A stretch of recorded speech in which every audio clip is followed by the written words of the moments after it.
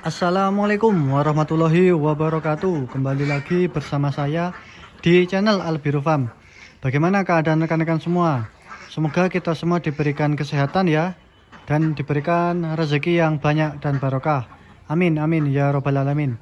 Oke rekan-rekan, jadi pada video kali ini saya akan berbagi pengalaman mengenai faktor apa saja yang membuat bisnis bebek kita itu berhasil atau sukses rekan-rekan. Faktor apa saja ya. Terus nantikan atau jangan di skip ya video saya ini, agar tidak gagal paham lah seperti itu. Oke, langsung saja. Faktor apa saja ya yang membuat kita itu bisa berkembang dan sukses di dunia bebek petelur. Yang pertama adalah kita itu harus yakin rekan-rekan. Harus yakin kalau bebek itu pasti akan sukses. Kalau kita beternak bebek itu pasti akan sukses. Kita harus mempunyai keyakinan penuh lah terhadap bisnis kita itu. Jangan sampai kita ragu-ragu. Jangan sampai kita itu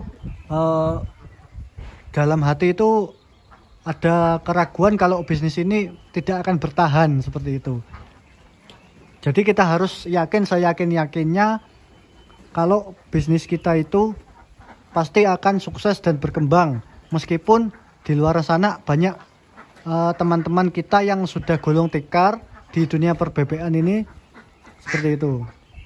Kita harus yakin meskipun harga pakan selalu naik, terus harga telur turun seperti itu.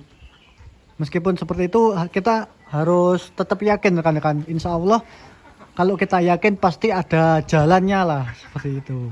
Itu yang pertama rekan-rekan, yakin. Kemudian yang kedua adalah kita harus merawat bebek itu sepenuh hati. Nah jangan setengah-setengah. Artinya ya kita harus mampu memahami karakter bebek itu.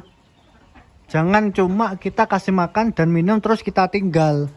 Itu kalau menurut saya itu kurang apa ya, kurang optimal lah. Jadi kita harus sering-sering main di kandang kayak seperti saya ini ya.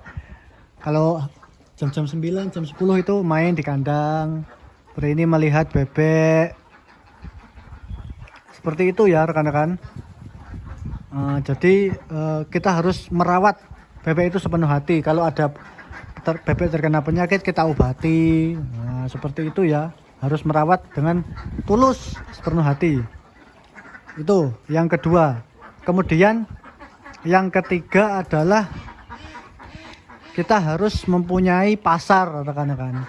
Nah mempunyai pasar ini maksudnya itu gimana? Nah kita harus mempunyai tempat penjualan telur bebek yang rutin rekan-rekan, yang bisa kita andalkan jika harga telur itu turun seperti ini.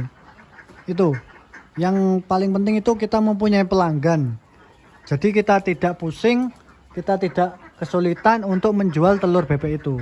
Nah itu ya, jadi mempunyai pasar sendiri itu sangat penting agar keberhasilan bebek itu lebih bagus.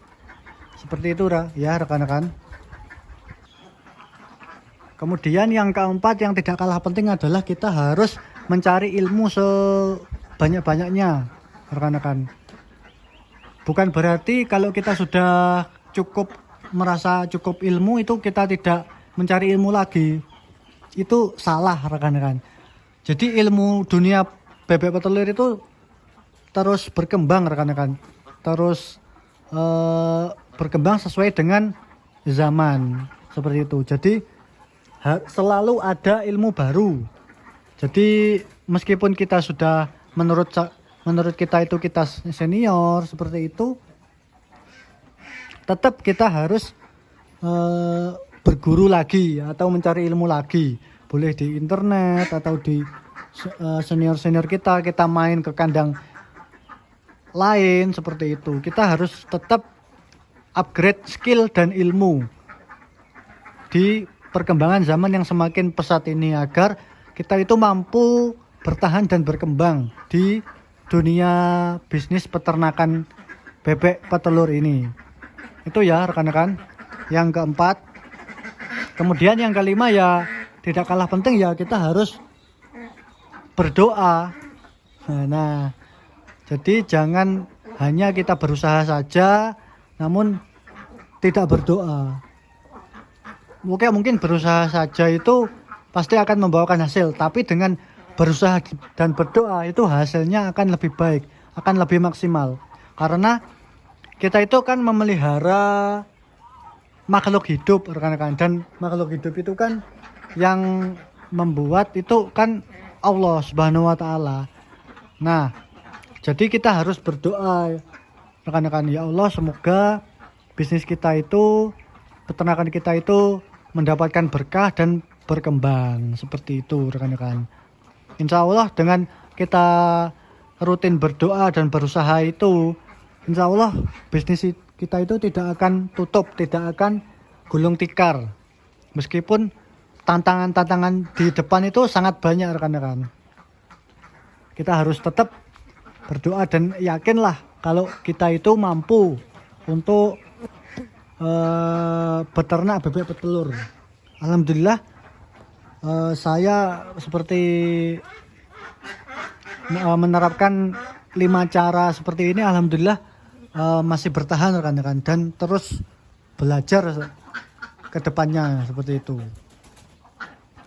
Kemudian ya yang ke-6, yang terakhir ini adalah kita harus membuat peremajaan rekan-rekan untuk bebek petelur. Tidak bisa dipungkiri ya, bebek petelur itu kan bebek yang setiap hari bertelur, dan